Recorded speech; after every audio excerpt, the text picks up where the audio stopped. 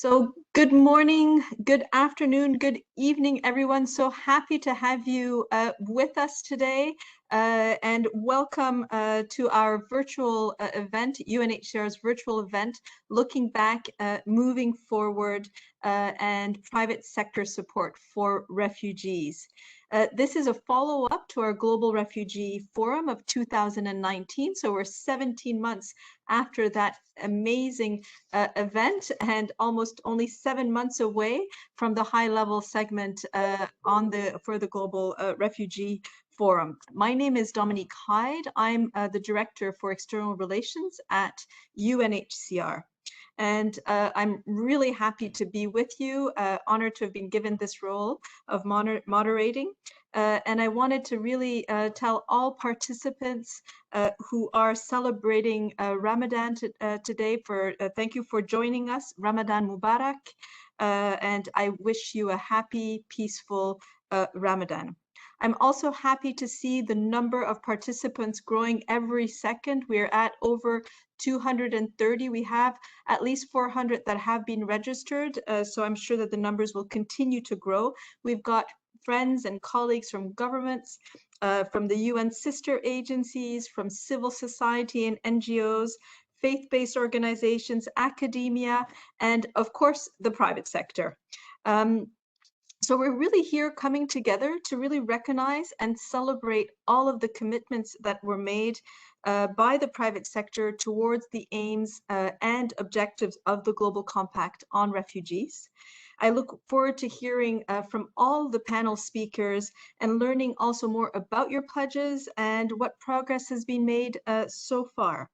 And so I'd like to just give you a bit of an overview of the event, what the next steps are, and what we'll be doing in the next 2 hours. So we will be starting with opening remarks by our High Commissioner, the High Commissioner for Refugees, Filippo Grandi, who just said hello. Following the High Commissioner's remarks, we'll have 2 panel discussions. These 2 panels will be moderated by the extraordinary, and I really mean it, Niloufar Hedayat. I am so pleased to have Niloufar join us today. Wait till you meet her. She's a journalist, a presenter, and a former refugee herself. So she'll be moderating the 2 panel discussions, and one which is on investing in refugee education. And as you know, it's such a challenging year for refugees, for the whole world, but we are seeing it really impact refugees. And the second, which is very linked, is investing in refugees' social and economic inclusion, which is at this time so important. If I look back 2 years ago, these issues were key then, but are even more so today. After our panel discussions, we'll have interventions from the floor. 3 or 4 of our partners have expressed interest also in updating us on where they stand with their pledges. And then we'll close this session and move forward with a poem by our Goodwill Ambassador, Emi Mahmoud, titled 2 a.m. And the event will end at 4 p.m. Geneva time, 10 a.m. Eastern Standard Time. So if anybody has any technical issues during the session, please write to the host in the chat for assistance. And now, with no further ado, I'd like to welcome our High Commissioner, and Filippo Grandi. Just a few words about our High Commissioner. He has been at the helm of our organization since 2016. Just recently, his mandate was renewed, and we're very pleased. He's been engaged in refugee and humanitarian work for over 30 years. Please, High Commissioner, over to you. Thank you very much, Dominique, and greetings to all participants. Very warm greetings from me as well.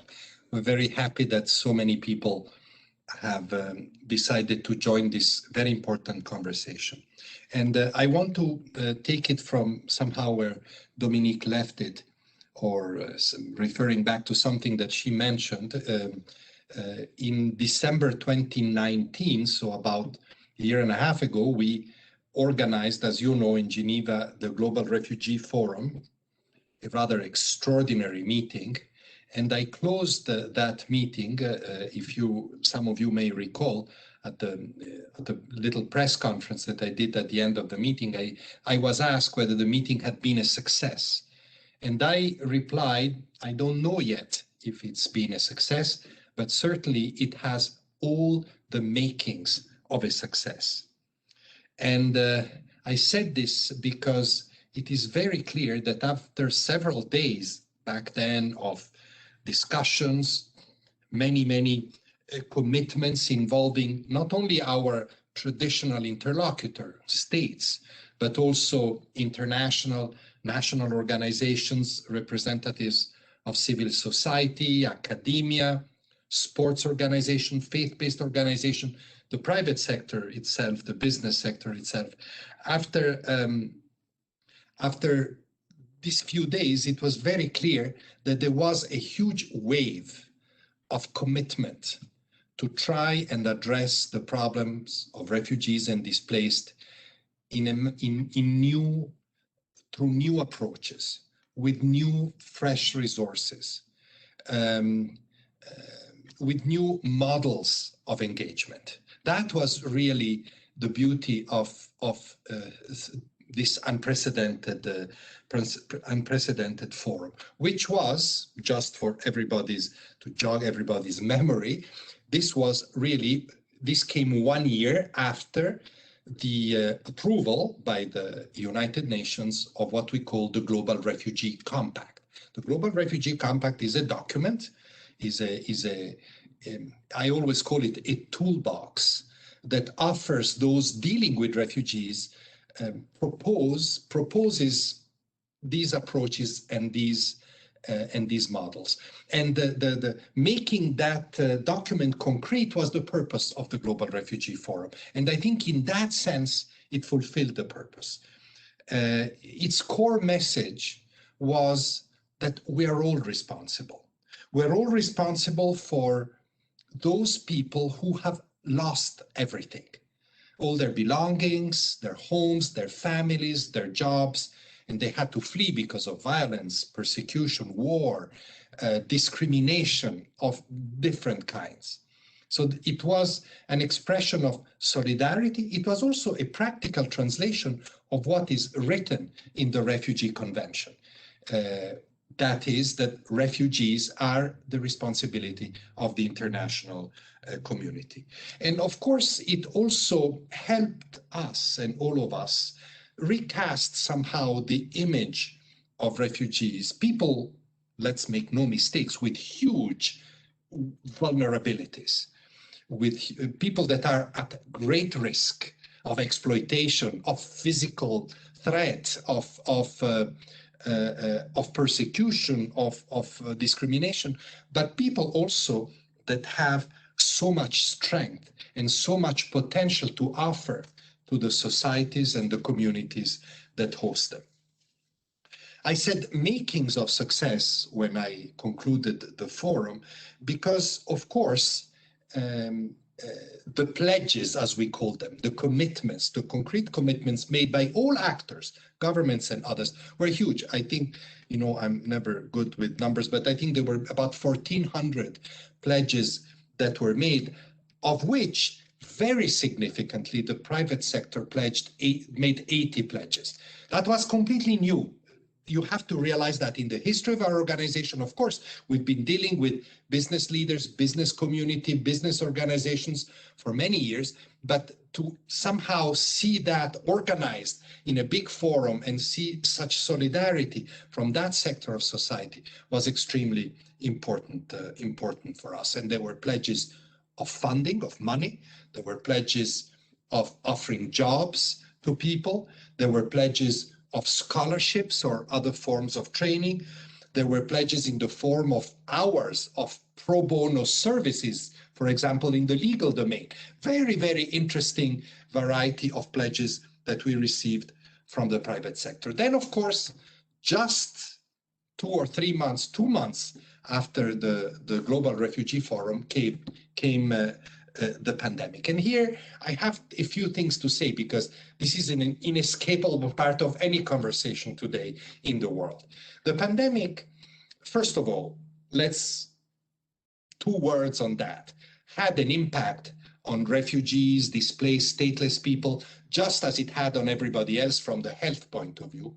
But on these people that usually depend on rather fragile livelihoods and incomes, it had a particular impact from the social and economic point of view. Refugees, displaced people, among others, of course, not only them, but among others, became more poor as a result of lockdowns and the loss of livelihoods. And this poverty crisis, this poverty emergency in these communities is growing and will go away more slowly than the health problems. This is very clear. And it has ramifications beyond the economy. The closure of schools and the poverty of refugees has meant already that when schools reopen progressively in countries where they are, less refugees go back to school than those that were in school already before the pandemic. Why? Because they have to go work as children, because many girls, unfortunately, are married away early and often always against their will, and worse, because we have seen a growth in exploitation, in abuse, affecting in particular children, teenagers of school age. So the education crisis is a sub-crisis of this impact that I have described. And there's many other aspects of it that I could describe and talk about.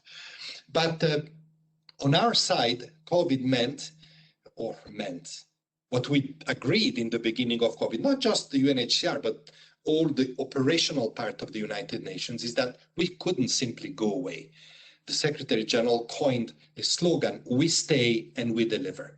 And this is what we did. And I'm proud that UNHCR was able throughout the pandemic to stay and deliver. Of course, like everybody, we had to do more of this, working through videos, and we had to do more by remote. We had to work a lot more through local communities that were in place, especially when lockdowns became very severe. It affected our way of working. We may have even learned some good lessons from that, but definitely we never stopped working. And as I said, we learned a lot. And you, businesses and other participants here, I'm sure you all learned a lot. In fact, it would be great, among other things that we can learn, we can take from you, is to see how you have managed to survive and but maybe even thrive even during this difficult time. And I think that somehow I don't want to be overly optimistic, because this crisis is deep and will last. But it is very clear to me that there are certain things that this crisis has helped us understand better. One is the importance of sustainable support to the people we care for. And this will now be so important in other areas that will come back to us with a vengeance, if I may say, like the climate emergency. But it has also brought home very, very firmly other messages. For example, that global challenges can only be responded to if we all join hands together. This was the case for the pandemic. This is the same case for the refugee crisis, global refugee crisis. And this is back to the compact, what the compact said. But as Dominique said, and I'll conclude, what is very important now and what this meeting is about is to refresh ourselves around all these issues, tell each other what we're doing, what we have been doing, and somehow recommit to those pledges made at the Global Refugee Forum. We know what we often say to the business sector, to the private sector, is we need your help in a few areas. And they were the areas very much in focus at the forum. Like I said, funding, creation of employment for refugees, helping us, very difficult, create investment conditions in some refugee settings that could attract private sector investment and help, for example, grow the possibility of livelihoods for refugees, one of the most difficult areas of work for us. We always ask for your help, your advice and your help on how we can best support entrepreneurship among refugees and displaced. Very important to make them more self-reliant. And then last but not least, something I have observed so much in interaction I had with many of you, not only at headquarters, but in many parts of the world, we can learn so much from you in terms of, it's a word I don't like, but I'm sure you use it all the time, business models, approaches. In other words, how can we do better? How can we be more efficient? How can we use technology more effectively? You are all ahead of us in these areas. We have a lot to learn here around this issue and beyond. So thank you very, very much for being with us today. I really look forward. I won't be able to stay very long, but at least for the beginning. And I wish you a very successful meeting today and look forward to the December meeting, to the high-level meeting. Hopefully, I'll be able to meet with some of you in person again. Thank you so much, High Commissioner, for those inspiring remarks and also for a reminder of what the situation is right now, where we were a year and a half ago. And I think you touched on two issues, I think that at least jolted my memory. One was, if we hadn't had the pledges that we did get from the private sector, for example, around digital support for education, when COVID hit, it would have been that much more difficult to reach some of the refugees that we were able to reach. Not enough, and we needed more of that support. But that was one area where we really learned from the private sector and where we need more of that support. And we're seeing that that wasn't just for refugees, that was actually a global issue for all children around the world. And the second is really this issue of job opportunities. I was just in Niger. I met with a refugee mother of three children from Mali, and she had shelter, she had her children in school, but right now what she was missing was job opportunities. And it was still not safe for her to go back to Mali, and she was just looking for those opportunities of livelihood opportunities, maybe not a job, but a livelihood opportunity as well. And we see this very much in the Americas and all the different regions, as really, especially with the socioeconomic impact. And I'm sure we'll hear more about it in a few minutes. So right now we're going to show a 1-minute video and then we'll continue with the program. So over to the colleagues to show that 1-minute video.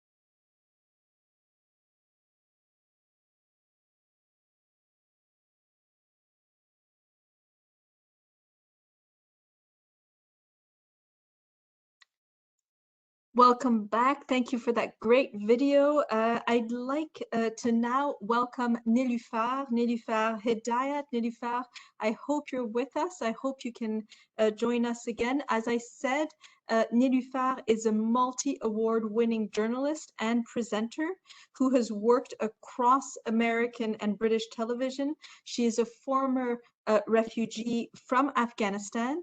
Nilüfer will be moderating the two discussions on investing in refugee education and in investing in refugee social and economic inclusion. Nilüfer, Fantastic to see you. Welcome on board. We now have over 300 participants and the number keeps creeping up. I think they've heard that you're with us. That's why they're joining in great numbers. Just waiting to see how it can go wrong. That's what that is. So on this note, Nilüfer, I'll leave you to it. Lovely to see you. Dominique, thank you so much. I am delighted, thrilled and excited for the panels that we have coming up. But first of all, I want to thank both the High Commissioner and Dominique for saying those important and thought-provoking words. Yes, this is a check-in to see where you guys are, where you stand when it comes to the commitments and the pledges you have made. And we are going to have some interesting panelists. My name is Nilüfer Hidayat. I am a journalist, a TV host, a documentarian, and a former refugee myself. I fled the Afghan war in 1994 to the shores of here, London, where I join you now, and I became a British citizen. I'm a proud Afghan, I'm a proud Brit, and I'm a proud refugee. I'm deeply honoured to be here with you as we look back to move forward.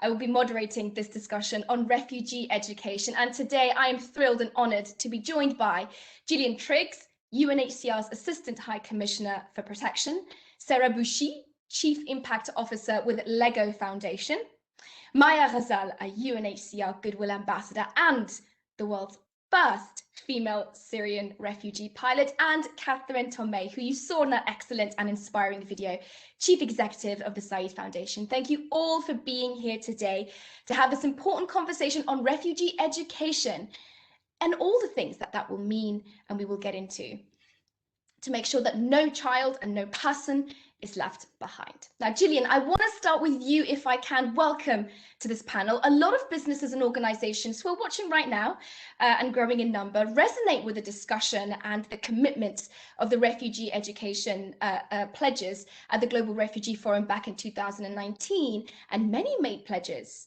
incredibly important ones, to support it. But we all know that COVID-19, as the High Commissioner mentioned, has had a huge impact on education, wave upon wave of impact indeed. And that's been unprecedented. It's been massive challenges that everyone has faced. Could you tell me, Gillian, can you give us a brief overview perhaps of the state of refugee education as it is today and how it's been affected by COVID-19?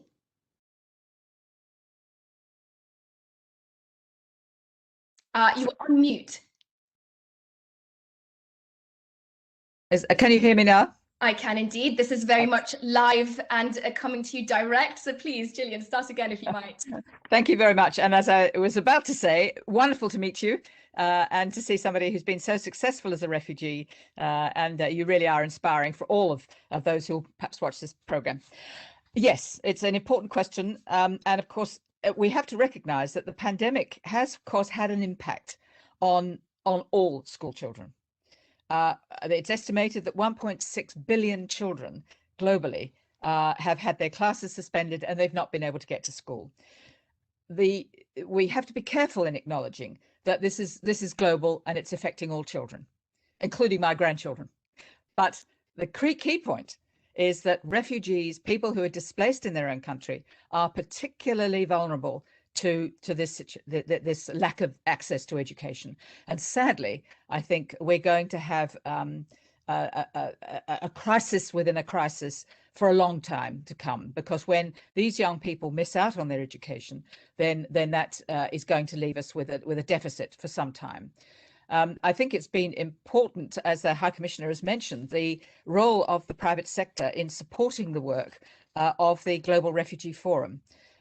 It's exciting in that a very significant number of pledges made at the forum to give concrete meaning to the grand aspirations of the compact itself, that we share responsibility for refugees. We received 205 pledges that were directly related to education, and the private sector has been very strong in supporting them. Some who are, of course, with us today, but others that I could mention: the Dubai Cares, the Education Above All Foundation, the MasterCard Foundation, Vodafone, and many others. I don't mean to only focus on a few. But my point is that what's been exciting about the forum is that making of success, putting concrete effect to the aspirations of the notion of shared responsibility, is now at a time where we're assessing how effective it's really been. have the makings of success become a success. And I think I can say that certainly with regard to education, the momentum is still there. Everybody understands how important education is, but COVID has undeniably had a setback for all children, but for refugee children in particular. And to answer your precise question, and I'll try to be as brief as I can, before the pandemic, about half, 48% of all refugee children of school age were not attending school. 70% of refugee children were in primary school, fewer than 50% were in secondary school, and about 3% in tertiary education. Unfortunately, and I hope we'll hear from our other panelists about this, the impact of the pandemic is something that we are slowly understanding, but it's been profound.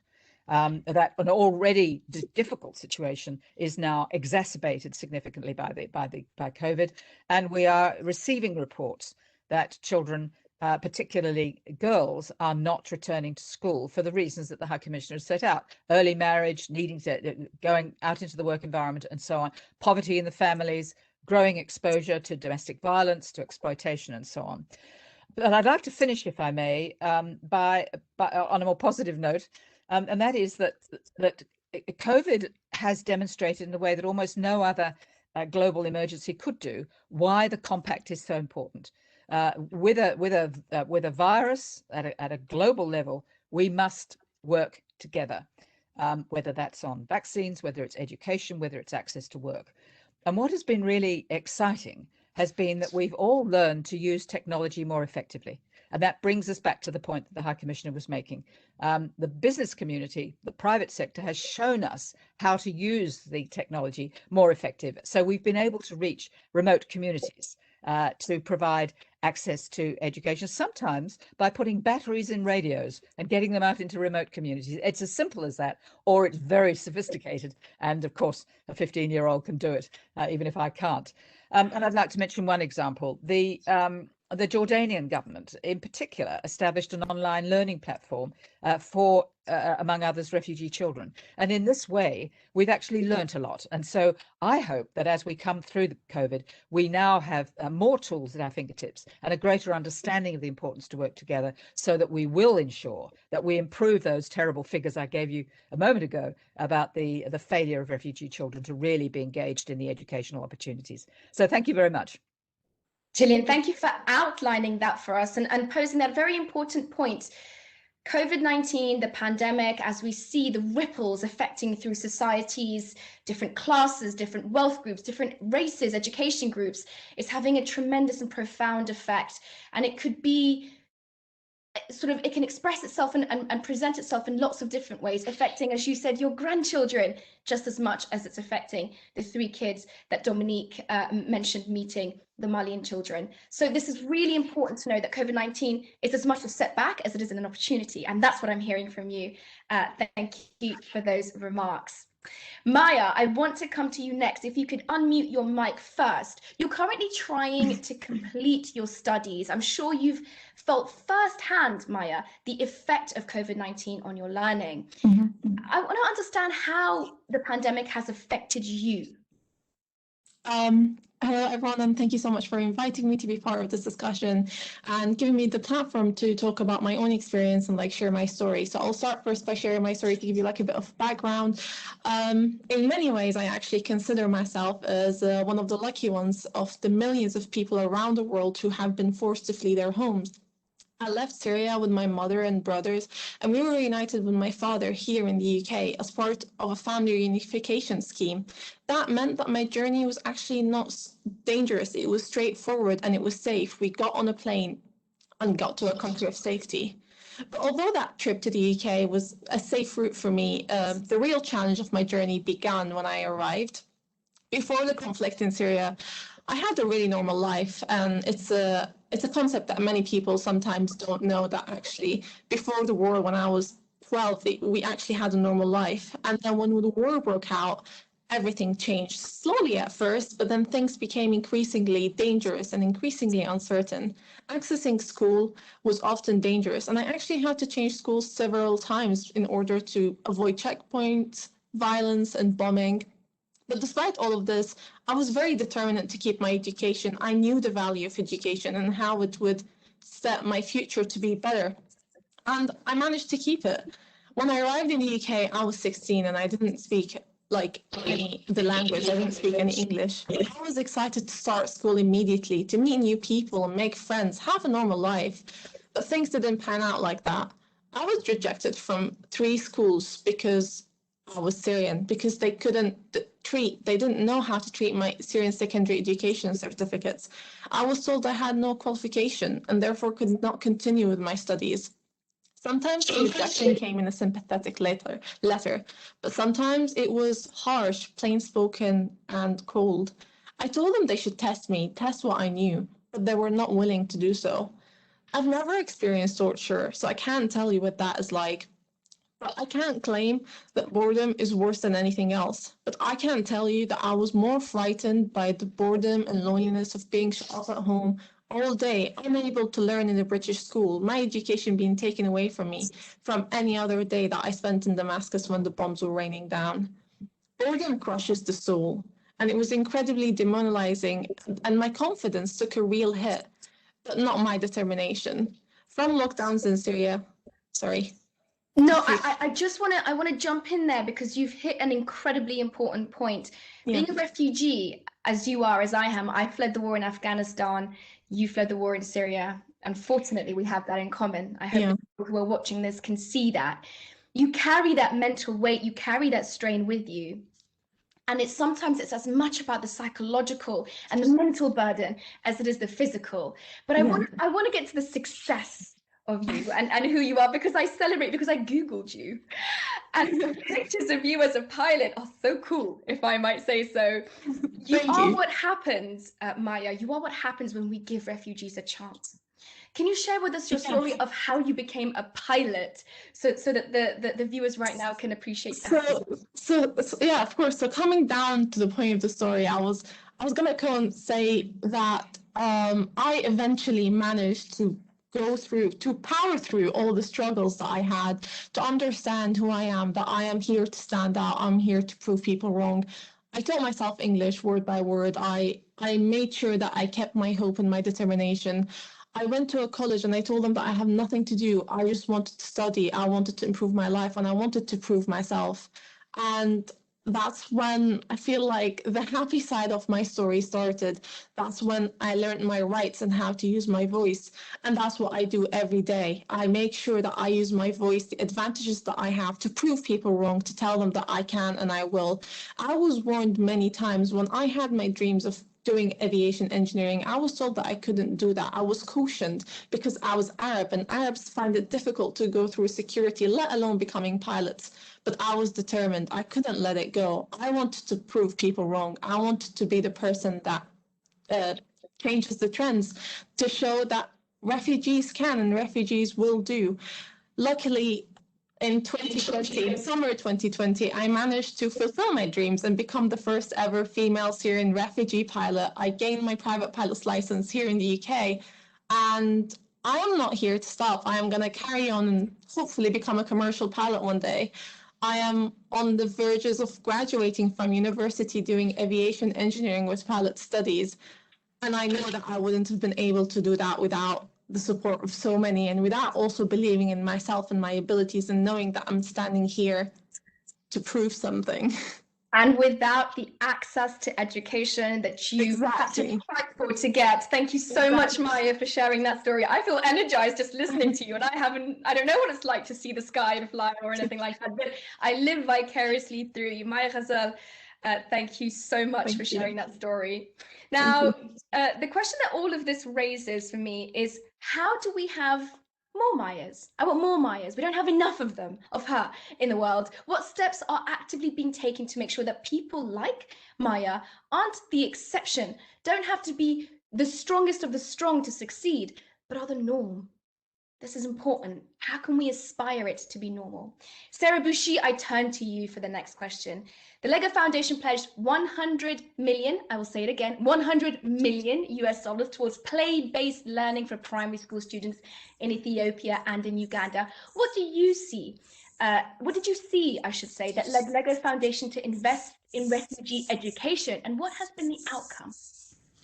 Well, thank you so much, Nilufar, and thank you so much to the UNHCR team for bringing us together today to revisit these really important issues and the discussions from the Global Refugee Forum. I just, at the LEGO Foundation, we believe deeply that our purpose is to help children fulfill their full potential. And in order to do that, we think that the best way for children to learn is through play. It's this process where you have joy and motivation and iteration and a meaningful context that really engages children in an active way. And we also know that from brain science that learning starts really, really early. So when we started to look at the science of what we know helps children, particularly kids who have been through a lot of stress and difficulty in their families, and what helps them to build the resilience to sort of overcome some of those barriers, we know that caring adults makes a big difference. We know that reducing stress by providing them a sense of normalcy and routine makes a big difference. And we know that what we call the development of executive function skills, they're the kinds of things about how do you have inhibitory control? How can you sit and sort of stay in your space and wait for reward and think about sort of the people around you and how you can manage that. And the earlier and stronger that these skills form, the more we know that children have greater resilience and therefore can sort of cope with all of the stress that they've had in their lives. And it seems almost irresponsible to have that kind of knowledge and know that kids who are in refugee contexts, we're talking about half the world's displaced people, 35 million of them are children. We heard those really compelling statistics already from Jillian. And furthermore, that there are huge shortfalls in funding for refugee education. Now, to have that kind of knowledge about what we know supports kids in their lifelong development and growth and not act on it seemed to be something that we weren't just comfortable sitting with. So we thought we would jump in and do something large to bring attention to an issue. And jump in you did, Sarah Bushi, with $100 million US. Sometimes it's just cold hard cash that we need in order to get the job done. And I celebrate, can I just say, the way that you have captured the problem and the potential at hand. Playing and learning is as important as getting a university degree or becoming a pilot, because that's how we get there. So I commend you and I thank you, Sarah, for that contribution. Catherine, I want to turn to you next. The contribution from the Said Foundation focuses on students not at primary level, but all the way at the opposite end of the education system, higher learning and tertiary education.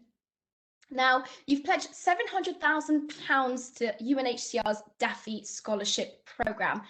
What motivated you and the Said Foundation to invest in refugee education, especially at the tertiary level, and what has been the outcome? Hello, Nilufar. It's great to meet you. And thank you for inviting me along today. It's a pleasure to be here. So higher education has been at the heart of the Said Foundation's work since its creation almost 40 years ago. We really believe in the power of education. It's a really powerful tool to change the lives for the better, and especially higher education plays a very valuable role in creating the leaders of tomorrow, who in turn will benefit the wider community. So our chairman, Mr. Wafiq Said, has a deep-rooted interest in higher education as part of his family heritage. His father, Dr. Rida Said, founded the first university in Syria, now Damascus University. And our chairman himself founded the Said Business School at Oxford University 25 years ago. So you can see where the interest is coming from. Now, since 1984, we have supported hundreds of bright students from the Levant region to pursue graduate studies in the UK. Unfortunately, the conflict with Syria is now in its 11th year. And as the conflict protracted, we realized that thousands of young Syrians were unable to start or continue their university education because of displacement or lack of opportunities. And so we started thinking about, how can we support young Syrians whose hopes of attending university had gradually vanished? If I may, just a couple of statistics. I think we all know that currently 3% of refugees worldwide are enrolled in tertiary education. That compares with 37% non-refugees enrolled globally. Now, the UNHCR and its partners have a commitment to reach 15% by 2030. So we hope to contribute a little bit towards this, as refugee students in higher education is essential to achieving the SDG goal number 4. And also, the Syrian conflict, before the Syrian conflict, over 25% of university-age Syrians were enrolled in universities. So we were delighted when the UNHCR brought the DAFI program to our attention. I know the DAFI program was founded almost 30 years ago now, and it's helped thousands of young refugees access higher education in their country of asylum, thanks to the dedication of a number of governments and private donors. So we decided to support these scholarships available to Syrian refugees, and are grateful that the DAFI program has given us the opportunity to help fulfill one of our greatest commitment to investing in the greatest asset the Middle East region has. It's young people. Absolutely. So I am really proud that we have helped launch the DAFI program in Lebanon in 2014, and that we are currently the largest private donor in these life-changing scholarships. And we were delighted to make a further pledge at the inaugural Global Refugee Forum in December 2019. And I'm also very pleased to say that to date, we've supported over 400 Syrian refugees with university scholarships in Jordan and in Lebanon. And what I want to add to that, Catherine, I beg your pardon for interrupting. I'm being told we're running out of time. What I want to add to that is those 400 students, they seem like a random number. In fact, there's probably 300 or 400 of you here. Now imagine each one of those as beacons of inspiration.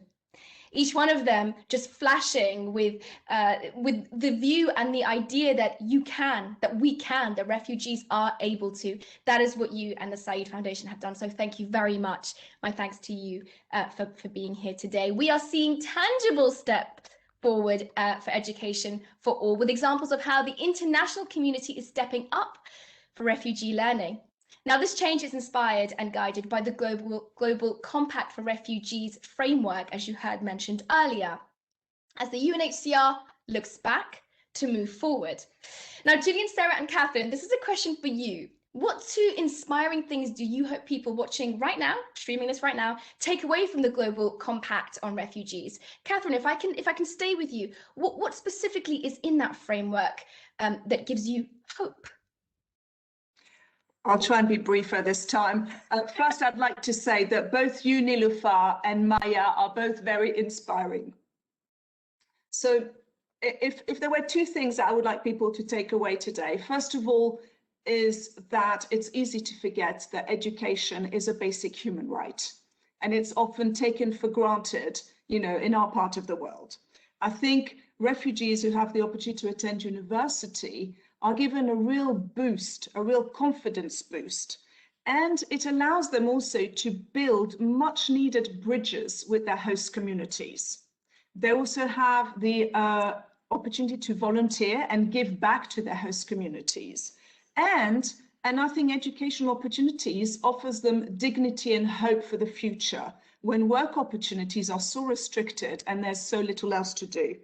As Maya said, boredom is the worst and it crushes the soul. So I had the pleasure to meet a number of DAFI scholars and graduates over the last 3 years, and I've been really impressed by their resilience and their ambition. And, many shared with us that they had little hope of going to university until they heard about the DAFI program. The DAFI program is very, very competitive, and there is so much demand, much higher than the supply. So I know the graduates I met were very, very grateful for the quality education they received. And I know they already started giving back to their communities, as have a couple. I don't know if I have time to mention, Mohammed started a mobile application for refugees to connect them to job opportunities worldwide. Salam, a pharmacist, began making educational videos for her community to promote health and well-being. So there are many examples like this, and I believe that scholarship has a multiplier effect. The students we support go on to support their families and become role models for their peers in their communities. So we hope ultimately that our scholars will gain the skills that they need to hopefully one day go back to Syria and contribute to rebuilding it. And very briefly, the second example thing that comes to mind is just to remember that refugees are not an economic burden. They are unique opportunities. In a supportive environment, they contribute to the economy and the community. And it's an established fact that they have many of the qualities required to become entrepreneurs. Hard work, courage, determination, and resilience. So if you treat refugees with dignity and give them the opportunity to become economically self-reliant, they have the skills and a desire to stand on their own.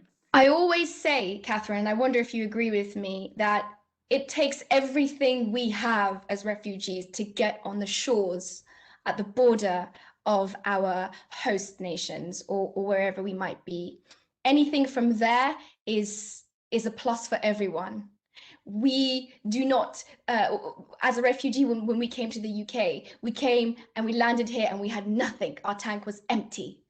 And yet our communities, our neighbours, local businesses, our schooling system here in the UK filled us up and made us whole again in some extents for me. So it is so critical what you speak of, this idea of having hope, of killing boredom, and all these things I want to come to Sarah with now. We've heard a lot from Catherine about that.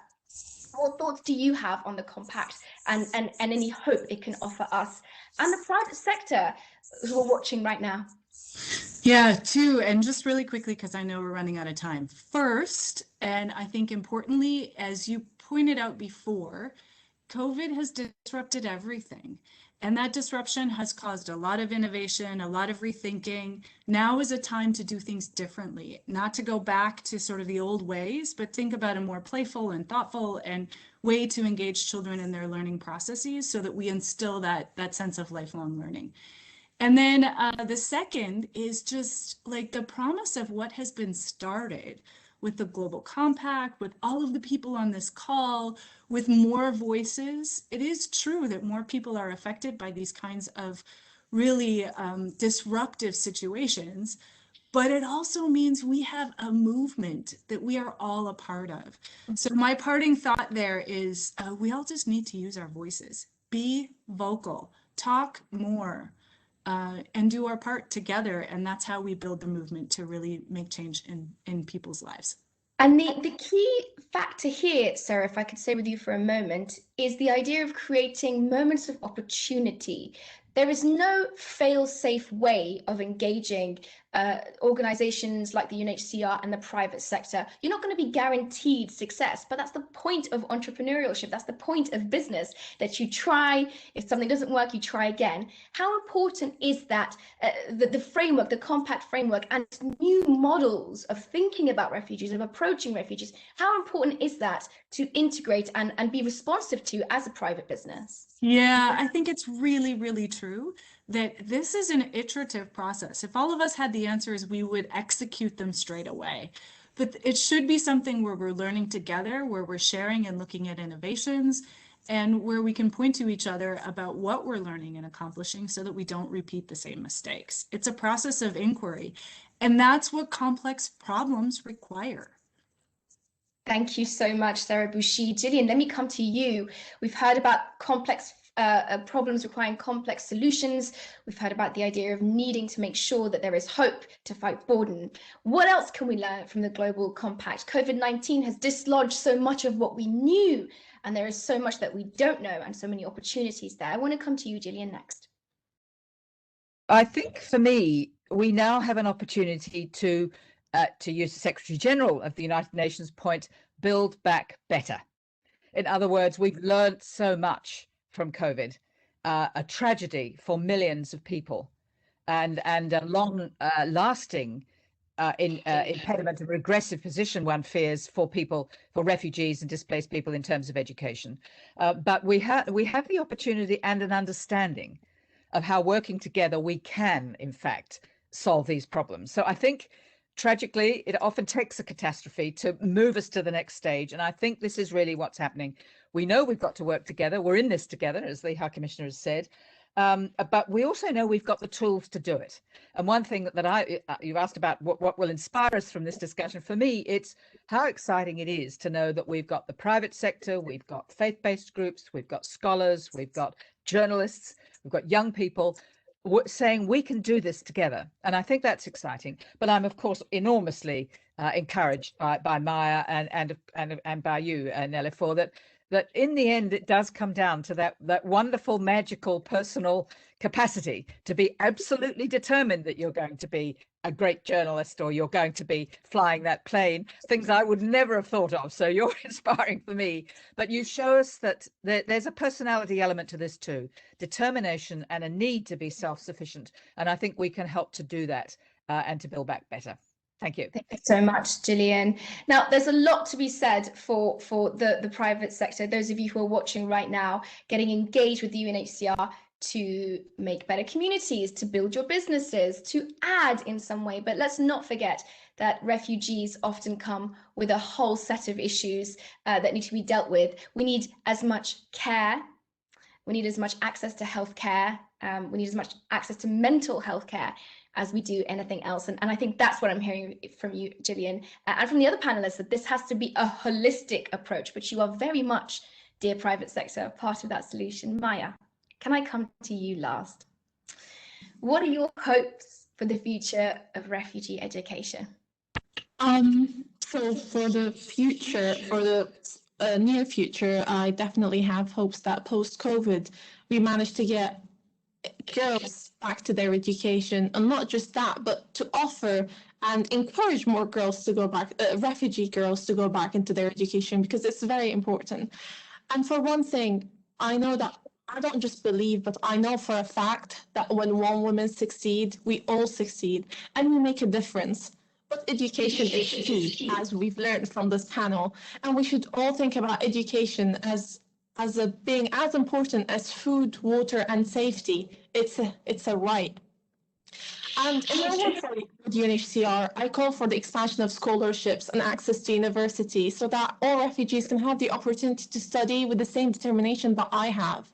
Higher level education turns students into leaders. It harnesses the creativity, energy, and idealism of refugee youth and young adults. It allows us to become the role models we want to be, develop our critical skills for decision making, amplifies our voices, and can enable rapid generational change. Investing in refugees' education is a collective endeavor with collective rewards, requiring the involvement of all levels of society if we want to see a real impact. And I hope to see governments, businesses, educational institutions, and NGOs to carry on, to continue to unite even closer, to improve the provision of education to all levels, to ensure that refugees have the same access as young people from their host community. And by investing in refugee education, you're investing in hopes and dreams of people who desperately want to improve their future and that of their children. And if you believe in us, we will reward you with our commitment and talent. Today, I stand here speaking as a refugee, an engineer in the making, a pilot. I was even offered the prestigious internship at Airbus that was sadly indefinitely suspended due to COVID. But here I am standing here today, renewing my hopes, wanting to look further for more opportunities to prove myself, to give a better image. And if anybody's got any opportunity for a young refugee to work for them as an intern, then yeah, I'm always here. And yeah, that's what I hope that people take from this panel. Maya Ghazal showing how networking is done in a virtual space, a professional, if I've ever seen one, very much so bringing tears to my eyes, but tears of joy. And another thing that I wanted to share, and Maya, please, if you agree with me, please feel free to speak after this, is as refugees, dear viewers, we have a burden of the past that rests on our shoulders. And then as we look forward to try and become these pilots and these entrepreneurs and all of this, we have our communities that we belong to, our identities that we carry. And sometimes they butt heads. Sometimes they align and sometimes they don't, but we try and try and try. So this idea of merging our past and our present, of looking back to move forward, is integral. Maya, I don't know if you want to say anything else, but if you do. I just feel like refugees in general, we're very, very thankful for the second chance for safety. And we want to give back, and we want to show that we're grateful for what we've been given. And I feel that education is an important part of it, and the community supporting us can also be a play part of supporting, just giving us hope, just giving us confidence that we can and we will, that we can be someone in this community that actually contribute and give back, because we want to. We're thankful and we want to say thank you, and thank you for having us. Maya Ghazal, thank you for your thoughts. And that, I think, is a phenomenal way to end this discussion. I hope you are energized. I hope you are refreshed. I hope your commitments that you made all those many months ago are back to the fore of your mind. Thank you as well to UNHCR's Gillian Triggs, Lego Foundation's Sarah Bushi, and Said Foundation's Catherine Tomei. What an insightful, inspiring discussion. We heard examples of how the private sector has brought real seismic change to refugee education. So a great big thank you to all the organizations. We heard how important it is to support those school systems that welcome refugees. It will take consistent effort, as was mentioned, over a long time, but it's worth it. I can promise you that. And this is a great place to start. Dominique, back to you. Niloufer, fantastic session, just inspiring at all levels. I mean, we heard about early childhood development, including those early childhood eats from our LEGO colleagues. We heard about basic education. We learned about higher education and the needs. We heard from Maya and her own voice. But how do you feel? Just before we break. I mean, Oh God, I mean, you and I connected yesterday and you knew genuinely how excited I am about this. I've always felt that being a refugee is one of the most noble things you can be as a human being. And my mother sacrificed everything to grab her daughters and come here. And when I was younger, being a refugee was noble, it was honorable, it was a sacrifice that deserved reward. Now, I think we've been through a time where that image has shifted, and this is exactly what I want to get into in the next panel. So I'm excited about the amount of learning and seeing that we have ahead, Dominique. Thank you so much, Niloufer, for putting all of that energy. You talked about energy. I think you bring energy to this discussion. And I think all of our panelists are also bringing hope, ideas, suggestions. That's what we're looking for, as well as money, of course. But that's not the essence. I think it's, so I think just really exciting. So if I can ask everybody, we're going to have a 1-minute break. And then Niloufer and I will be back with our next round of panelists. So 1-minute break.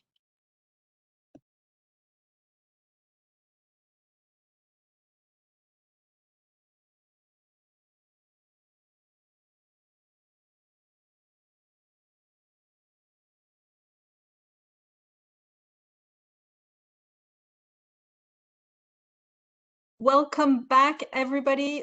Welcome back to our second half of our exciting day, our discussion and our event on looking back, moving forward, and private sector support for refugees. So just to recap, we've just finished an exciting session on education. And we celebrated the commitments that have been made at the Global Refugee Forum when it comes to education, but we also talked about what we need to be looking forward to as the discussions go on. And now we have another exciting discussion, which is going to very much focus on the social and economic inclusion of and investing in refugees. So I think I'd like to welcome Niloufer back, as well as all of our other panelists. The floor is yours, Niloufer. Dominique, thank you so much for that introduction. We've had a very exciting, insightful, and inspiring panel this morning, and we were going to have another one now. So you got a refugee, you gave her an education. What next? Well, she needs a job. I am Nelifar Hidayat. I'm a journalist, I'm a TV presenter and a documentarian, and I am also a former refugee myself. So being here today really means a lot to me.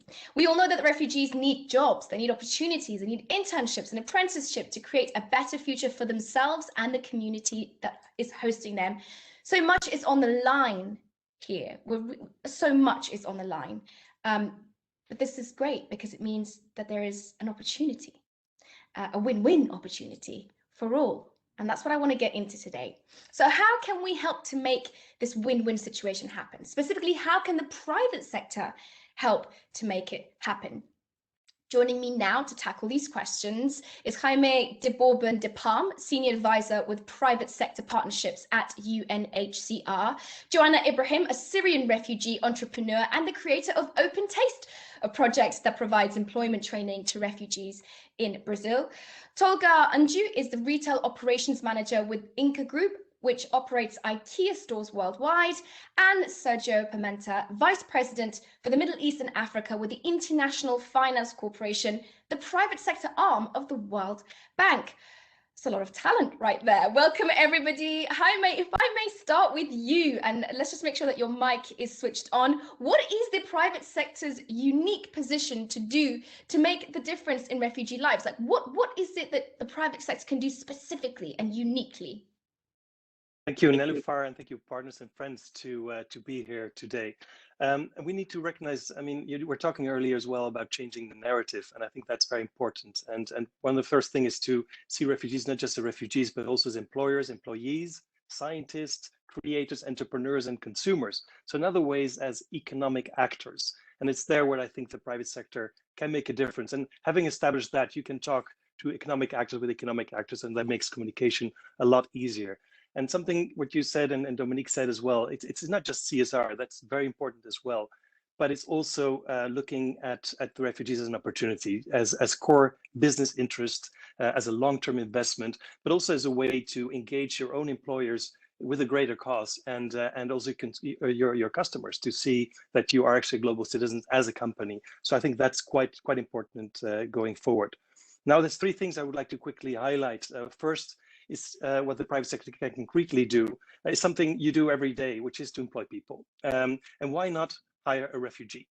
And if you know, companies are hiring refugees in many markets. We see that in the US, we see that in the EU, we see that in Mexico, close to the US border. There's a lot of production happening there, and people are looking for employees that stick to the job and won't leave. So a lot of refugees are getting employment in Mexico, Turkey in the garment industry, in Jordan, there's 12 sectors open for refugees to work on, in Uganda and many other countries in the world. So employment is definitely possible. And there's a great platform set up, Tent Partnerships for Refugees. And that platform is actually set up by the private sector. It has 130 multinational members and is mobilizing business to hire, to basically do that.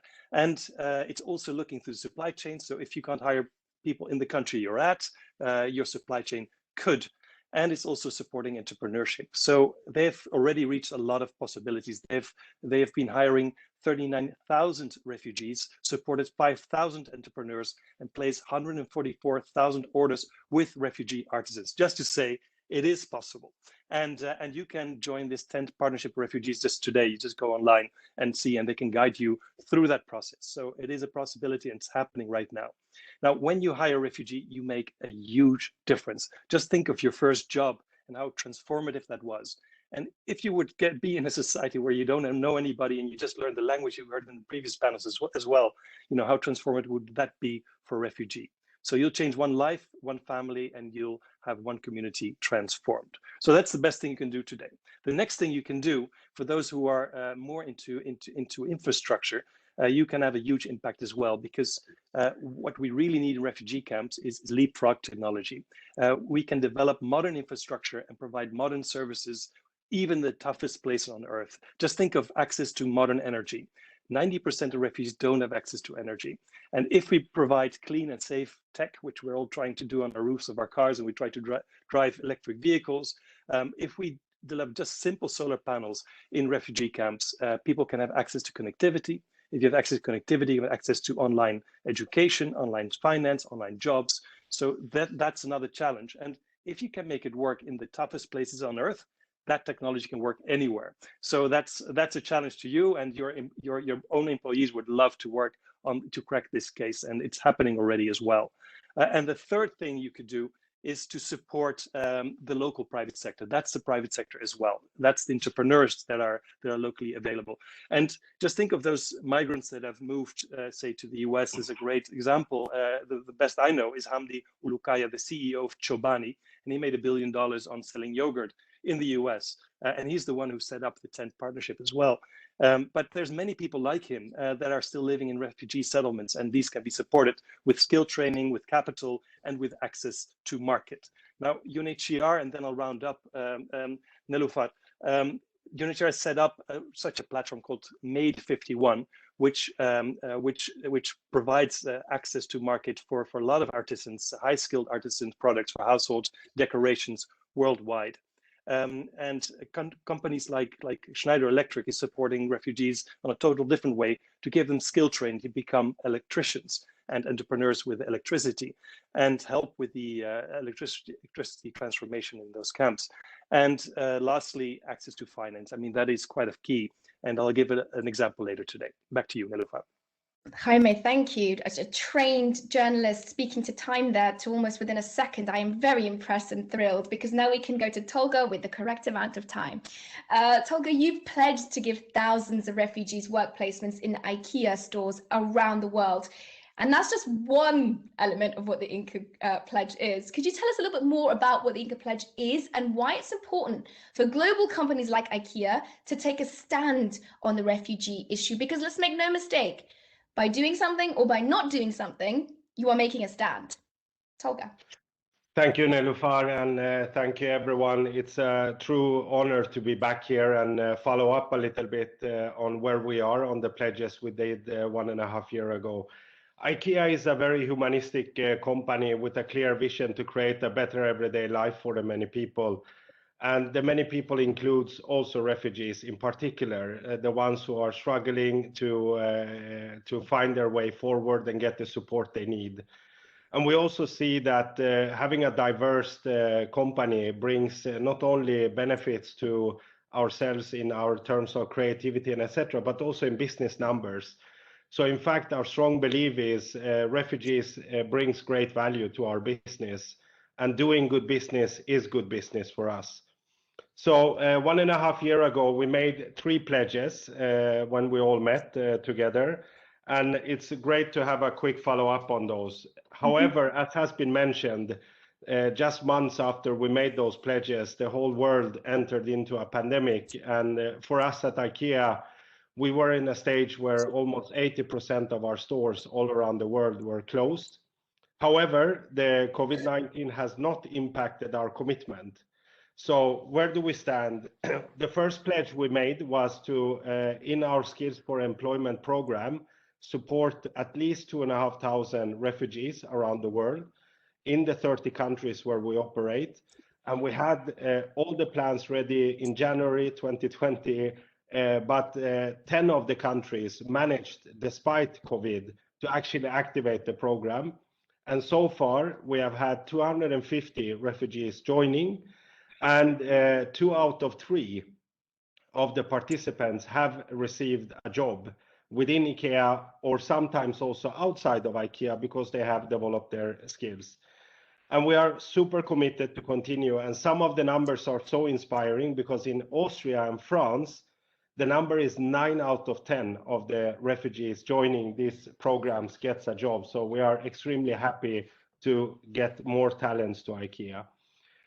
The second pledge we made was that by end of 2022, we will focus on selling more of our IKEA textiles made by Jordan River Foundation to support creating more employments for women in this foundation.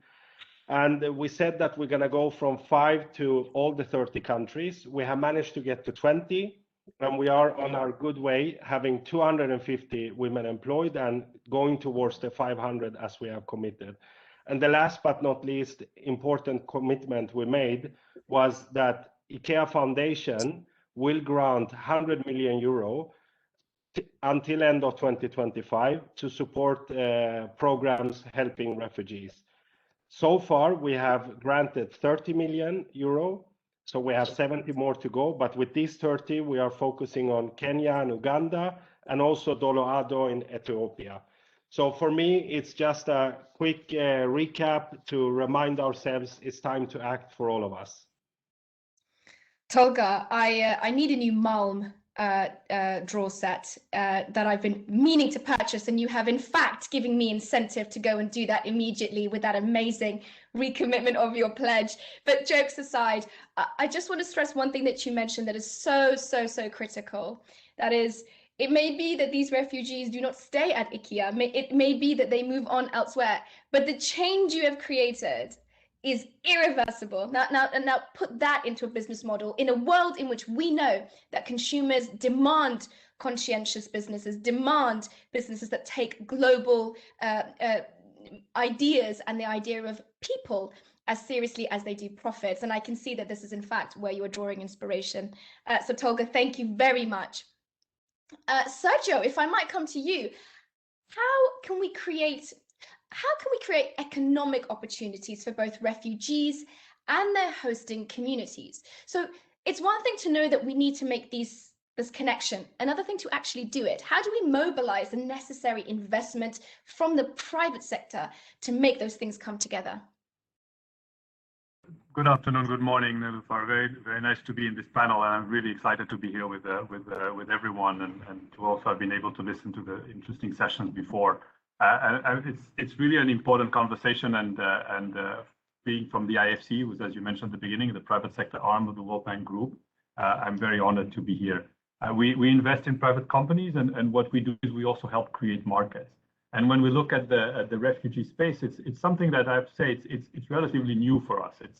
It's a very interesting new development that I think all financial institutions and multilateral development banks are now have to focus on and are looking at and seeing how we can help, but how we can help create new solutions. And we have to look very much at this humanitarian development nexus and see how we can look at that situation with a different lens. And as you said, how we bring in private sector and how we bring in more support so that we can all eventually have better solutions. So we're looking at what we've been doing on the refugee space, and I would say there's probably 3 types of interventions that we have been doing. The first one is we're working actually directly with private companies who have identified opportunities or are providing products and services that are very much in demand in refugee populated areas. And this is, I would say, a more obvious area of work for us. This is something that we've been more doing, I would say, over a longer period of time. And this has also helped us to understand better what are the challenges and what are the issues around refugees and host communities.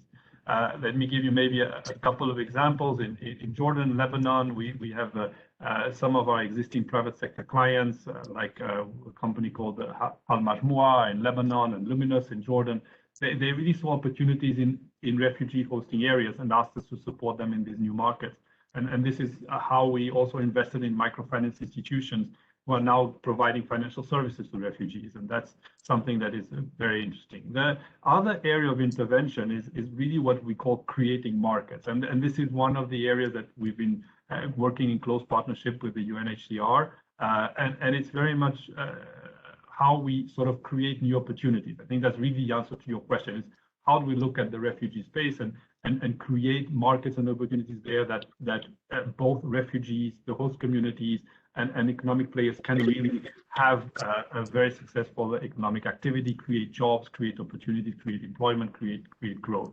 We've been doing this particularly around the Kakuma camp in Kenya, and we issued in 2018 a study called Kakuma as a Marketplace, where we were really looking at at this refugee populated area as a marketplace, and so really looking at what are the real economic opportunities there and how we could be doing there. And then the third intervention that we're also doing is directly supporting refugee entrepreneurs. And I mean, I was very impressed by what I heard this morning here in the US, this afternoon for some of you in this panel and the panel before, in terms of what entrepreneurs have been able to do. And it's critical that we provide this support to refugee-owned businesses, to startups. And I mean, there's been a lot being said already around training, skills building, technical advice, but also access to finance, access to technology, access to innovation, and using all the new technologies and everything. So I will think that this is really one of the interventions that we can do more. We have done some of those through the Prospects Partnership, as we call it, which we supported, for instance, a company called youread.com. It's an online platform that matches business with freelance professionals, including refugees, and that's been a great window for creating new jobs for refugees. We've also have another example in the Local Enterprise Development Window, which is an initiative that we provide to refugees in Kenya with technical assistance and grants of up to $100,000 that really can help them launch their business. So on the long term is really getting the objective of helping refugees support themselves, and at the same time, so finding benefits for the host communities and support that development. So I know your question was, how do we create economic opportunities for refugees, right, and the host communities? So as I said, identify and highlight market opportunities for private companies. Second, support interested companies by enabling the business environment. And third, investing in companies, refugee-owned and other, and particularly company owned by women and by youth. That's what we really want to do. But I didn't look at my watch, so maybe I talked too long. You did nearly as well as Jaime, but not quite. But you get second prize for sure. Sergio, if you were inspired earlier today, wait till you see my next guest, because she is inspirational beyond measure. I've had the pleasure of already connecting with her. Joanna Ibrahim, you are an example of what a refugee can do when she is given the opportunity. You are an incredible, self-sufficient person who has created your own business, but you've also decided to give back. You're now training other refugees so that they can skill up to find work in their communities. Joanna, can you just take us back, though, to before all of this happened, to before all of the success, before you knew you were going to be as successful as you are? Tell us your journey from Syria to Brazil and how Open Taste began. Right. Hello, everyone. I'm really excited to be here with you guys. Let me just fix myself up so you can all see me. Great. I came from Syria in 2015. During the war, I lost all hopes, and although I had work, but like there was no future for whatever we were doing there, and so I decided to leave, and I wanted to go to a place where I can feel warmed, loved, and start something new. So I thought, why not underdeveloped country, you know, like Brazil. So I came to Brazil in 2015. I arrived without knowing that Brazil speaks Portuguese. I thought it was Spanish. So even though it was Spanish, I didn't know any word in Spanish. So I struggled learning the language for the first year. And then I started working with my aunt and grandma, who actually came after me, in making food and selling in the street, basically, and just trying to make a living out of it. And then it hit me, there was a lot of ideas there. Hey, we're missing a lot of ingredients here where we're living in a small countryside city. And so I started doing a marketplace that I can sell ingredients via refugees around Brazil, so they can get access to ingredients that they're missing from home. And so that started in 2016. Later on, the idea grew up to be a marketplace, like an application to connect, you know, refugees with clients, with Brazilians, so they can sell their stuff, their services, their products. But during our market research, we realized it's going to take a lot of money on marketing just so we can, you know, get these people engaged with the application. And we had a lot of competitors, and so we're like, I'm not sure if we can do that. And the investor in Brazil have a different mentality than the European and the American. So we ended up closing up this idea. And then I'm like, I'm not gonna give up here. You know, there's a lot of people that I'm working with. Let me try and see what I can do. Let me just at least help them build their business model, you know. And so we started doing that. And in 2018 was born Open Taste, where we had just one event per week that allows a family from some place from the world that are in as a refugee here in Brazil to cook and sell to their clients. And then so our job was basically providing marketing accessory, and where we rented the place for them, so they had no extra expense. And it was really going well until we realized that we need to do something more than that. We need to invest in their future. And then we started doing some hard skills and soft skills development. And it was in 2019. We worked with 20 families. Let me share some of difficulties that I've been with. Yes, please. Yeah, up until that moment, there was no investor that was willing to actually invest in our project, because women on one hand, second hand, I'm a refugee, so am I gonna take the money and run away? There was no man in the project, basically. That was actually said to my face. The third one was you don't have any financial projection statement that we can work on. And you know, unfortunately, nobody invested in the idea, so we were depending 100% on people donations. Like a medic who wants to help, so he gave me like $2,000 to start, and that was it, basically. The reality, Joanna, is, and look, I don't want to smash the veneer of inspiration and productivity and this new commitment that we're trying to, this renewed commitment we're trying to make. But Joanna, you point out something so important that it's piercing to me to hear. It's not easy in real life. This event is wonderful and it brings everyone's attention to this thing. But you, Joanna, you as the refugee, you do the hard work. You do the hard work, and that is absolutely seminal to what we're saying. Joanna, thank you so much for sharing that story and the challenges that you faced. You are, Joanna, exactly what we want all refugees to be, right? We want successful, independent, a woman managing to achieve despite the odds and the problems she might be facing, to contribute to your communities and to help others become successful too. But the world doesn't see all refugees the way that Joanna is. Refugees have got a bad rap. Some people fear people like me and Joanna. Some hate us. Most of them feel sorry for us. But that's not what we need, really. No. No, being one myself, Joanna, that all we are looking for is an opportunity to thrive. So if I might go to Jaime first.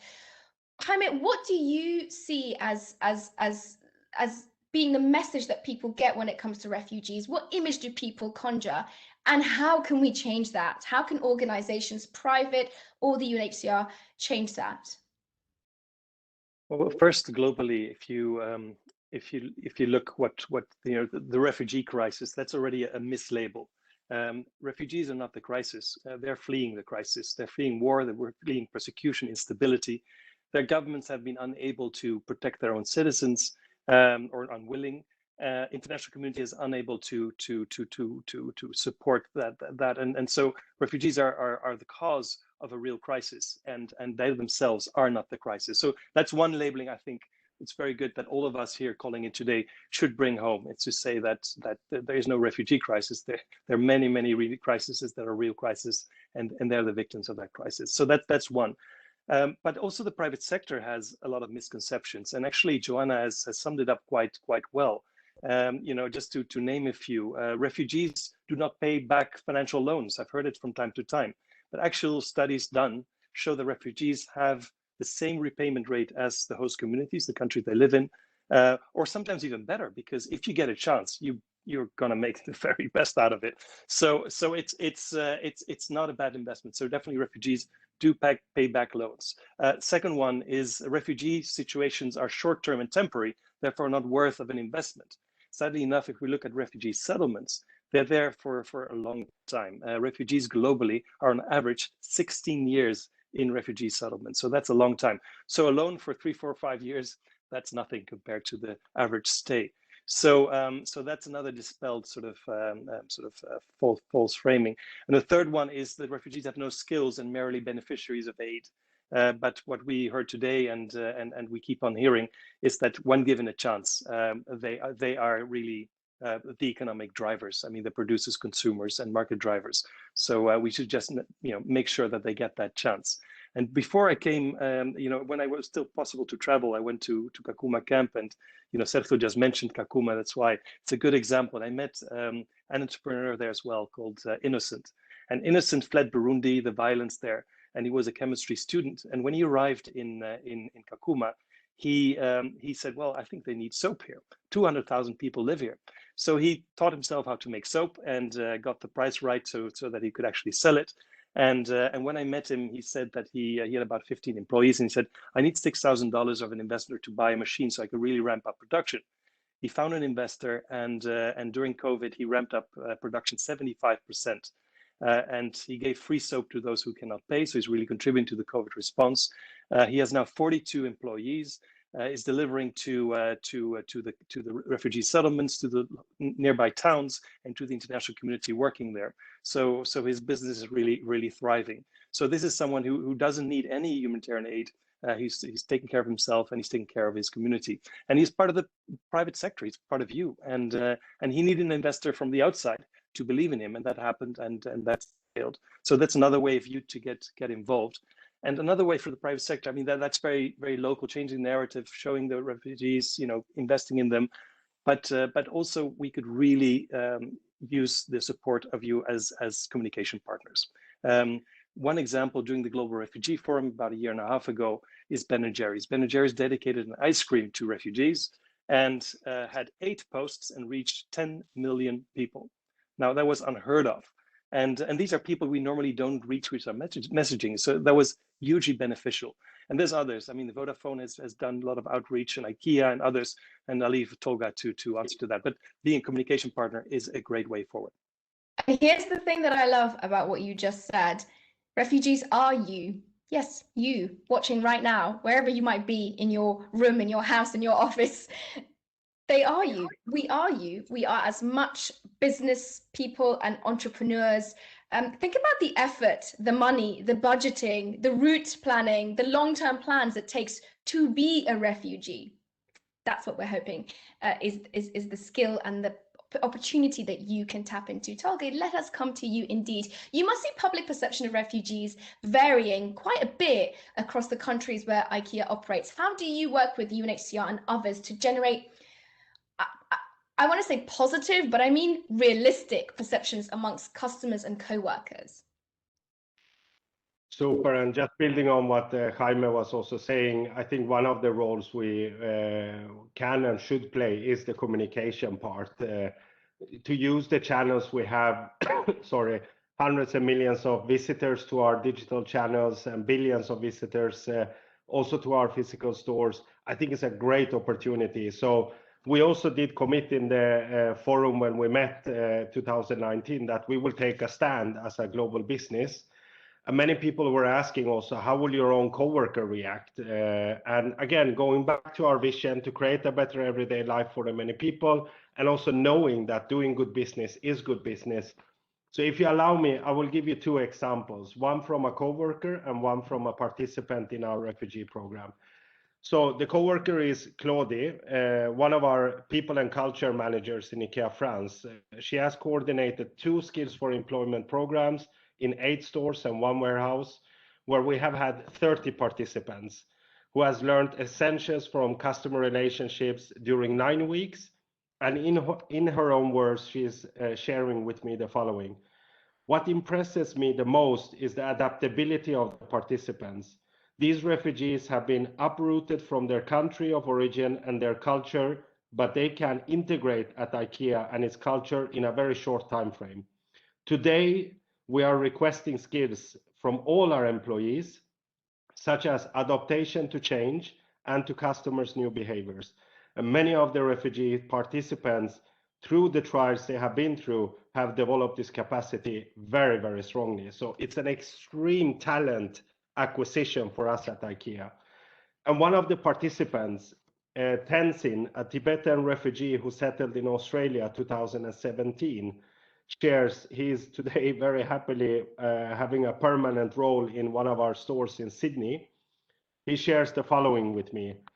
After many setbacks in my life, I finally had an opportunity to go to Australia, a place of freedom and democracy that I have always longed for. What I have learned through my experience is that the combination of an individual's effort met by an external factor changes people's lives. Not just a single person, but the whole family and community at large. For me, the IKEA Skills for Employment initiative was the external factor. I firmly believe this program gave me direction into a new and better life. It has helped me financially, but also psychologically. I feel recognized and proud. It opened the first door and the most important door, a door that brought me hope and opportunity. And last month, he was also selected the Employee of the Month in the store. So I think these are just some examples where we are using days like the World Refugee Day to bring these stories out there.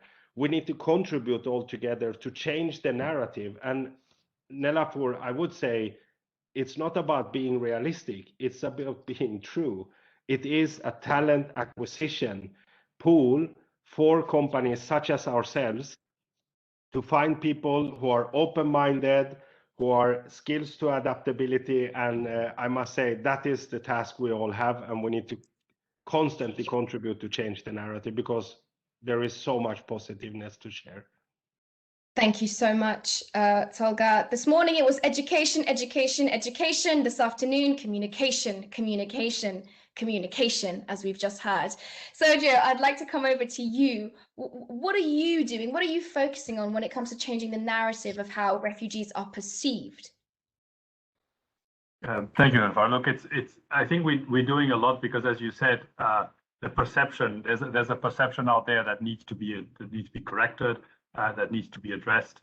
And I think all of us in this panel actually are doing our share of doing what we can in terms of changing that perception.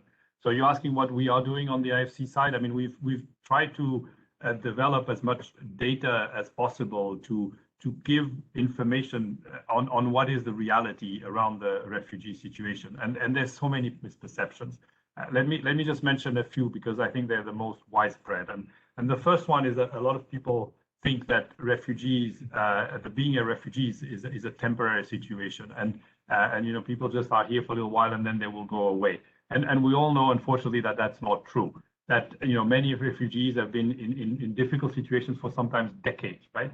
I mean, we look at some of the camps that are in Kenya, like Kakuma or Dadaab. They've been there since 1992. So you know, the ones in Uganda, in Kivale, has been there for the late 1950s. So this is not a temporary situation, and that's why we also need to think long term in the solution. We need to really think about solutions that work on the long term for the refugees and for the host communities. I think the second misperception is a lot around that refugees are an economic burden, that they're isolated, and that they're really a burden to the host communities. And that again is a myth. I mean, look, our sister institution, the World Bank, did a very interesting study in 2016. It's called Yes in My Backyard, and they looked at the presence of refugees in the Turkana County, where the Kakuma refugee camp is located, and they realized that the presence of refugees has actually boosted the gross regional product of Turkana by 3.4%, and employment went up by 3%. So refugees are contributing to economic development, and this is something that we need to be very clear about. The third misperception I would mention is also that refugees only depend on humanitarian handouts, right? That people are just there waiting for handouts to come. And this is, the reality is different. The refugees are really trying to rebuild their lives. I mean, they're launching their own businesses, they're investing in communities.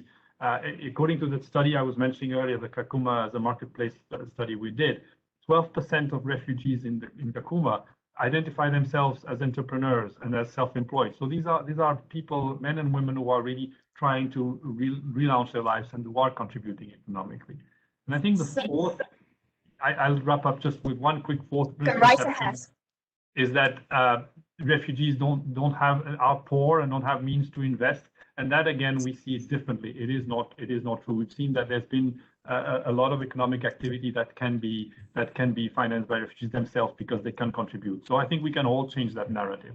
Sergio Pimenta, I will call you the myth buster from now on, busting myths everywhere you go. Thank you so much for your contribution, and thank you to all of my panelists. Joanna, I want to end on with you.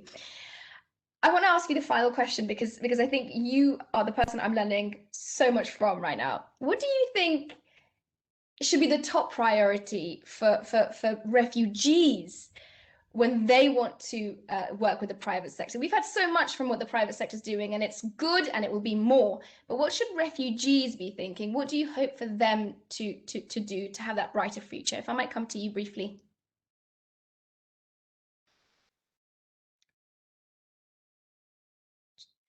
Joanna, are you on mute? Yes, I'm here. Well, the first thing is definitely not to be afraid to ask for help. Refugees tend to have this fear because would this person help me? Hey, I had my life back in Syria and now I'm asking for help. It's not really dignifying, but it's the way to go. So don't be afraid to ask for help and actually accept it. The second part is do not be afraid to take a step back, because one step back means 10 steps forward.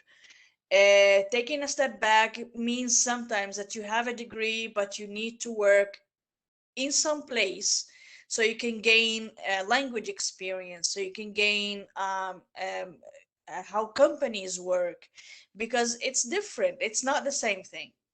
I absolutely appreciate those. Ask for help and don't worry for taking a step back. Indeed, Joanna, I'll just share this tiny anecdote with you before I wrap up today's panel. My dad has a degree in physics and mathematics and my mum's a civil engineer. And when we came to this great country, my dad became a night guard and my mum a hotel cleaner. And I tell that story with pride because I'm proud of what they did to get us here. So Joanna, thank you so much for sharing that. My thanks to all of my panelists, Joanna Ibrahim from Open Table, Jaime de Bourbon de Palm from UNHCR, Inga Group's Tolga Unju, and Sergio Pimenta, the International Finance Corporation.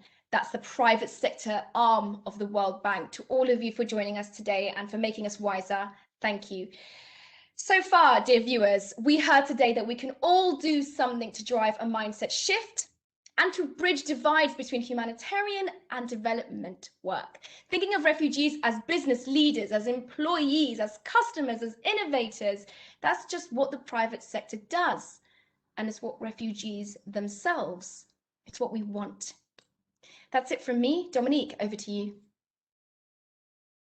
Niloufar, I didn't think it was possible, but two inspiring conversations. And as you said, the second one for me also reminded me of an agenda that we talked about at the Global Refugee Forum, which was about tackling xenophobia. And you talked about communication, but in some way, and that of course is intrinsic to it. But how do we tackle xenophobia? How do we tackle some of these challenges? There was a lot of opportunities too that were mentioned. I think that is a lot of hope. So exactly what we're trying to do with this event. But for you, any takeaways before we say goodbye?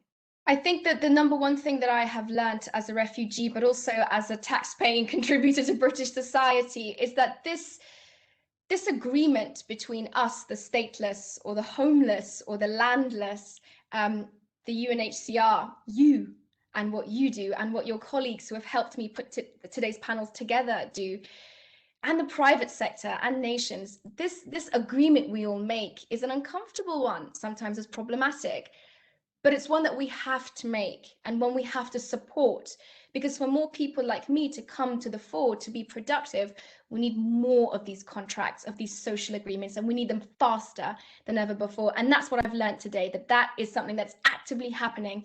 And all the people watching right now, Dominique, are part of that solution. So thank you for the opportunity. Thank you so much, Nilüfer. I really hope we can meet in person.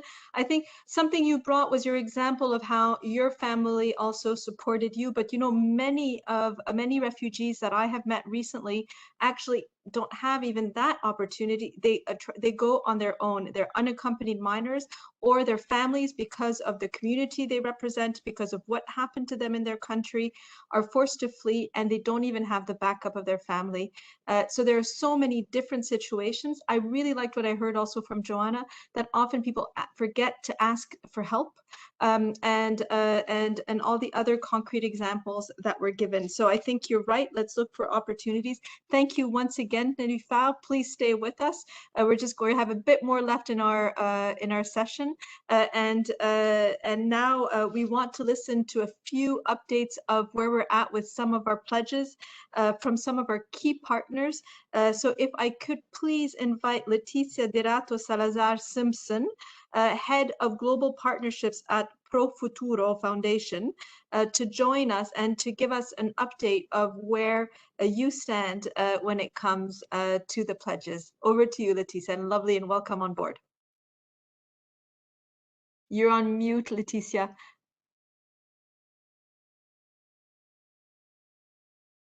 Hopefully Leticia manages to unmute.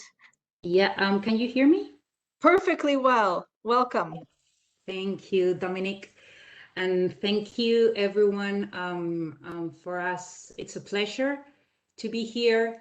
Well, Pro Futuro, it's a digital education program.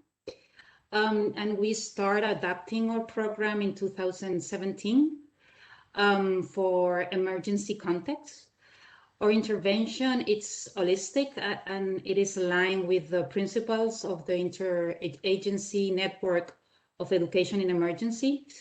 We want to facilitate access to quality digital education for children in refugee situation. And we start with our original pledge in 2019 with our work that we are doing in Lebanon, with 1,500 primary learners in 18 schools. Then we work also in Malawi, in the Saleka refugee camp, with 1,800 learners, and in Jordan, with 159 children. We work with our partners, the GRS, the Kayani Foundation, and the American University of Beirut, and then with Mensajeros de la Paz. But now we want to extend our pledge and do even more. So we signed 2 new agreements at the end of 2020.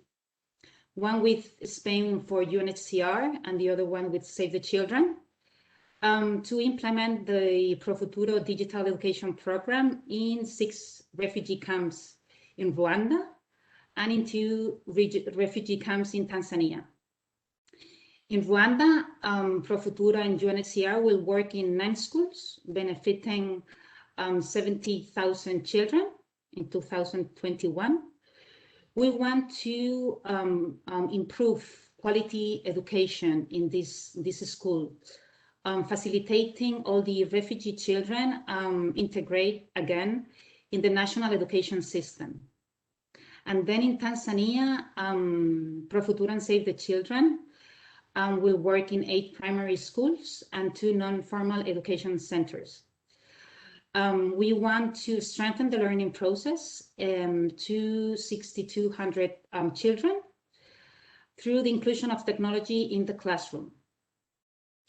As we have seen in this event, our contribution, it's part of something more bigger.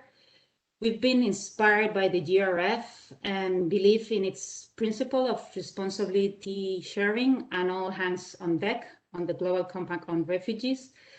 But especially in these circumstances, that the additional challenges for refugee brought by the COVID-19, we need to commit even more. This is why we are pledging again. Thank you, Leticia. Yeah, and we hope to inspire others to join efforts. Thank you so much, Leticia, for your inspiration. And I'm just going to focus on Lebanon, although you mentioned many others, but the situation is dire in Lebanon. So for refugees, especially, as well as in the other countries you mentioned, but particularly so in Lebanon. So thank you. And thank you also for your call to action. I'm turning over to Lev Plavis, who is head of the refugee program at Kiva. Lev, if I can ask you to keep to 2 to 3 minutes, and over to you, but welcome on board. Great, thanks so much, Dominique. And as you mentioned, I lead refugee programs at Kiva, and it is great to be here, especially following the panel, as much of what we do at Kiva focuses on refugees and entrepreneurs and longer term solutions for refugees. So I'm excited to be here today to share with you all the official launch of the Kiva Refugee Investment Fund, and I'll get in a second to what that means. But before I do that, just a bit of background. Kiva is the largest crowdfunding platform for social good, and our mission is to expand financial access to help underserved communities thrive. So anybody can visit our website and lend as little as $25 to support an entrepreneur around the world. Great, thank you so much for showing that card. In 2016, we officially began our work with refugees as we set out to utilize our crowdfunding platform specifically to catalyze lending to refugees, a population that, as we heard on the previous panel, is often financially excluded as most banks are unwilling to serve them. Our crowdfunding efforts have been incredibly successful. Thanks, Jaime, for noting that we've seen that refugees can and do repay their loans at the same rates or higher rates than non-refugees. And so in 2019, at the Global Refugee Forum, we pledged to double down on our efforts to launch the Kiva Refugee Investment Fund, also known as KRIF. So I'm thrilled now to share that this fund has become a reality, as last month we successfully closed the Kiva Refugee Investment Fund, which is a $32.5 million facility that will scale lending to refugees around the world. So separate from our crowdfunding efforts, KRIF marks a new focus on Kiva that we're looking to turn to private sector partnerships and impact investing. The fund itself has brought together leading global impact investors, such as the Soros Economic Development Fund, with the goal of providing much needed institutional capital to scale the refugee lending that we've proven out thus far on the Kiva crowdfunding platform. So what's next now that the fund itself is closed, and kind of what is our focus now? Over the next 5 years, we'll invest this $32.5 million to support local financial institutions across the Middle East, Latin America, and Africa to expand their ability to provide loans to refugees who are looking to start or grow small businesses, again, refugees as entrepreneurs. In addition, we're also seeking new private sector partners, specifically focusing on an in-depth impact measurement program over the course of the fund, which we believe will be critical in continuing to build the case for investing in refugees. So that's our kind of pledge moving forward, and we're excited to share that the pledge we committed in 2019 has been achieved. And if you're interested in learning more, feel free to reach out. You can contact us at refugees@kiva.org. And thanks so much to UNHCR and Dominique for giving us the chance to share, and for all your support getting us to where we are today.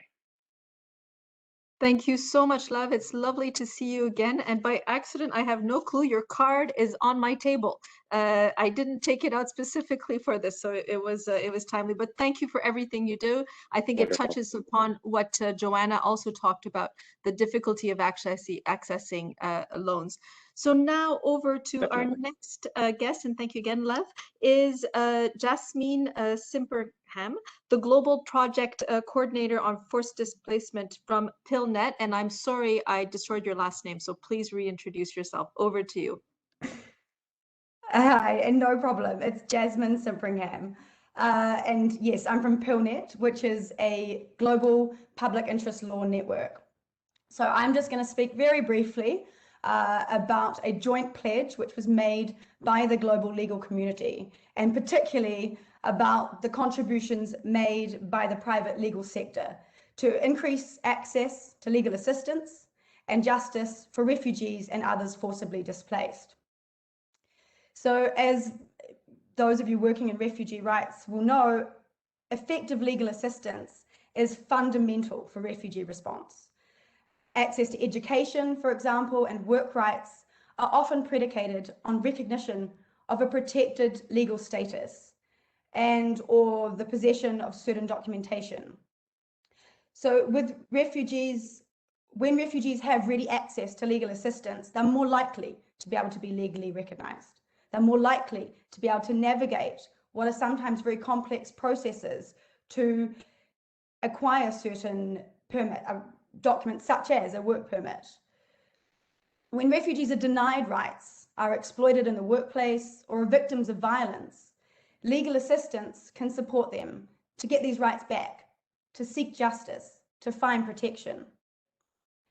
But despite this, there are frequently far too many refugees that simply cannot seek and cannot get legal assistance. And so this is what the pledge was designed to, this is the gap that the pledge was designed to address. And over 80 law firms, including as well as other lawyers, so in-house counsel from many private sector companies, together with local and international legal aid and NGOs working on legal empowerment issues, came together to collectively pledge to increase access to legal assistance, to increase access to justice for refugees and others forcibly displaced. As part of this pledge, the private sector committed to 127,000 pro bono hours a year towards this cause. And in 2020, despite the pandemic, which we know was incredibly disrupting for the work that we do and the ability of everyone to reach refugees, including with legal assistance, those that joined the pledge from the private sector exceeded that figure, and they committed over 165,000 pro bono hours in 2020, which is millions of dollars worth of legal assistance provided for free. Obviously, the time is short, so just to say, we do have a report coming out which will provide much more detail on the kinds of examples of the legal assistance that's been provided. But just to say, looking back, a lot has been achieved already, but looking forward, the pledge remains open. So if any of those joining us from the private sector have in-house counsel who might want to come on board, we would welcome that. And likewise, if those from the private sector want to know more about how they can fund legal assistance projects to ensure that refugees have access to assistance and justice, again, get in touch. I will share my details in the comments. Thank you for having us. Thank you, Jasmine. And maybe I'm just thinking maybe we can also send some messages on social media to see who else can join you. And so just a big thank you to you, Jasmine. A thank you also to Lev, to Letitia for all you're doing. I think for what comes out of all of your pledges is the innovation behind these and the generosity, obviously. But I think that there's a lot of thinking that goes into these pledges and it continues and also results. So I'd just like to close. We're almost done. Please stay with us. We have a video that I wanted to share. Thank you to all of the speakers who've attended since the beginning. But before we end, we have a beautiful poem written and performed by Emmy Mahmoud, our Goodwill Ambassador, called 2 a.m. And it really resonates with some of the points that we heard from our High Commissioner, which is, are we doing enough? Are we asking enough? Are we being enough to bring forth the changes needed? We heard that also from Nulifa's panels. So over to you, whoever is showing the video.